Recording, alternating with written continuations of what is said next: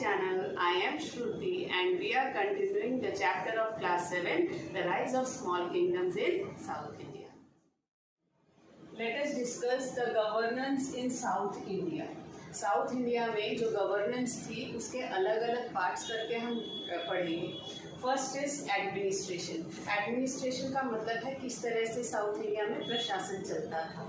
सबसे पहली बात, the king was the head of the state in south India. King के पास अल्टीमेट पावर्स होती थी, बहुत ज़्यादा पावर्स होती थी और किंग जो है एडमिनिस्ट्रेशन डिफरेंट मिनिस्टर्स के हेल्प से चलाता था. किंग का मेन काम क्या होता था?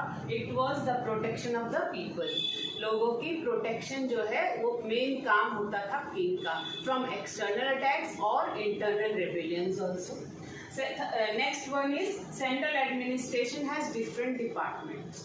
यानी सेंट्रल एडमिनिस्ट्रेशन जो किंग के अंडर चलता था उसमें अलग अलग डिपार्टमेंट्स होते थे और इन डिपार्टमेंट्स को अलग अलग ऑफिशियल संभालते थे, कंट्रोल करते थे. Kingdom was divided into different provinces. अलग अलग प्रोविंसेस. अब प्रोविंसेस क्या है? जैसे आज हमारे देश में वो अलग अलग स्टेट्स हैं, उस समय इन स्टेट्स को ही प्रोविंसेस का नाम दिया जाता है. तो साउथ इंडिया में जो किंगडम था पूरा वो अलग अलग प्रोविंसेस में बटा हुआ था. And these provinces was under the control of one official who worked according to king's instructions. यानी जो अल्टीमेट पावर होती थी वो किंग के पास होती थी और ये ऑफिशियल्स जो थे वो किंग्स की इंस्ट्रक्शंस के अकॉर्डिंगली ही काम करते थे. Without Kings instructions they were not allowed to do या take any decision. Moving on to the economy of South India. तो इकोनॉमिक कंडीशंस जो थी लोगों की वो साउथ इंडिया में किस तरह की वो पढ़ते हैं. Land revenue was the main source of income for these rulers of South India. Land revenue का मतलब होता है जो एग्रीकल्चरल लैंड होती है उससे जो भी प्रोडक्शन होता है उसके ऊपर कुछ एक परसेंट जो है वो टैक्स लिया जाता है रूलर्स के द्वारा. तो लैंड रेवेन्यू जो था मेन सोर्स ऑफ इनकम था उन किंगडम्स का. और ये लैंड रेवेन्यू जो था वो फिक्स्ड था 1/3 ऑफ द प्रोड्यूस. यानी जितना भी टोटल प्रोडक्शन होता था उसमें से 1/3 पार्ट जो होता था एज लैंड रेवेन्यू डायनेस्टी के पास यानी किंग्स के पास चला जाता था. इसके अलावा लोगों की इकोनॉमिक कंडीशन बहुत अच्छी थी. यानी लोगों के पास रहने खाने की अच्छी व्यवस्था थी. It was the good economic condition of the people.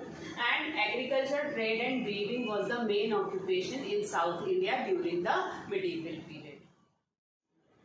Let us talk about the society, condition of society in South India during the medieval period. The society was caste ridden.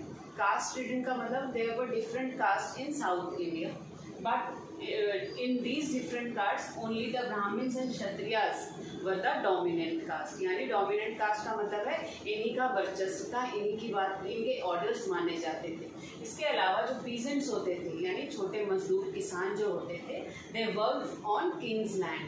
या तो जिस पे भी ये खेती बाड़ी करते थे, जो भी काम करते थे वो राजा की ज़मीन होती थी या फिर the land belong to the temples यानी ब्राह्मण्स की ज़मीनें होती थी और उन्हीं पर इनको काम करना होता था. इसके लिए उनको बहुत ही कम वेजेस मिलते थे.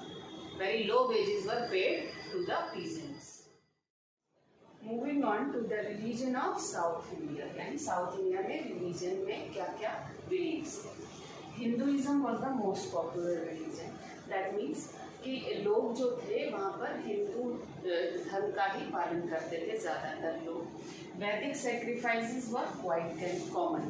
तो वैदिक सेक्रीफाइसेस का मतलब है कि धर्म के नाम पर वो किसी भी चीज़ को बलिदान करने के लिए तैयार रहते थे साउथ इंडिया के लोग. जैसे भगवान को खुश करने के लिए बहुत सारा धन दौलत चढ़ावे के रूप में. इसके अलावा बहुत सारे ऐसे भगवान थे जैसे गॉडेस काली जो है उनके लिए किसी भी जानवर की बलि चढ़ा देना. तो ये वैदिक सेक्रीफाइसेस जो थे वो बहुत ही कॉमन थे. Gods Vishnu and Shiva were the main gods that were worshipped there. Vishnu और शिवा भगवान को ज़्यादा पूजा की जाती थी.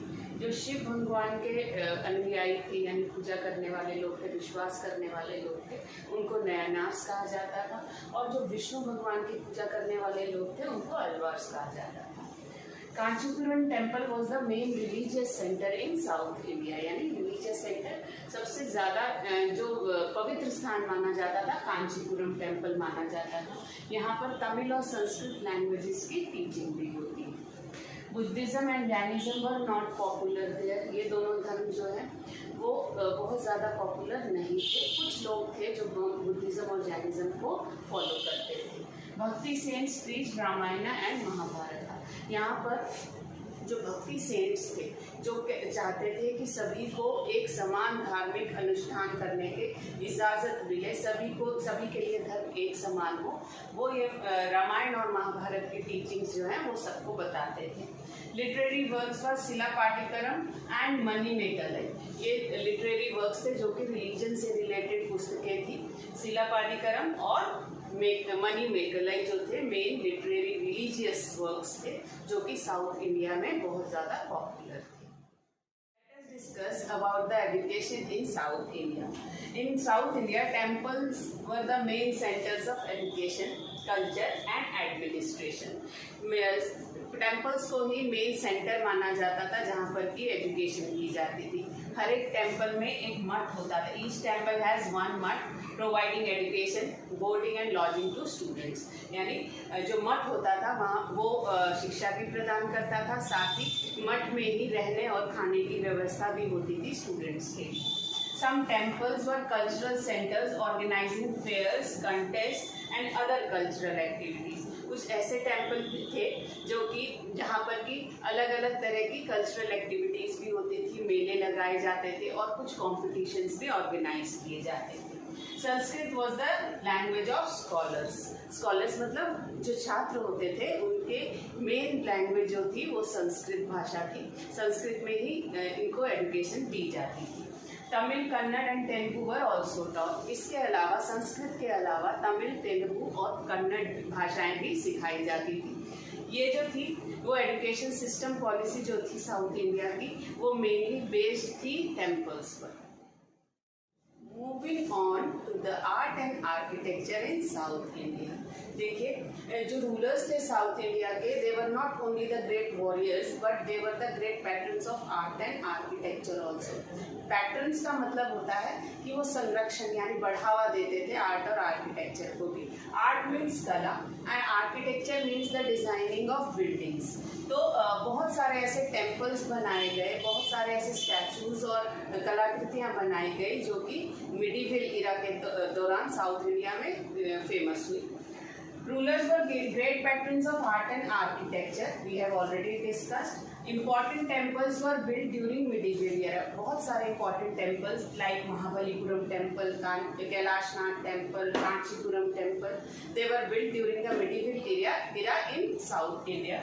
Shiv temple at Thanjavur and bronze statue of Nataraja. Bronze statue of Nataraja सभी ने देखा होगा।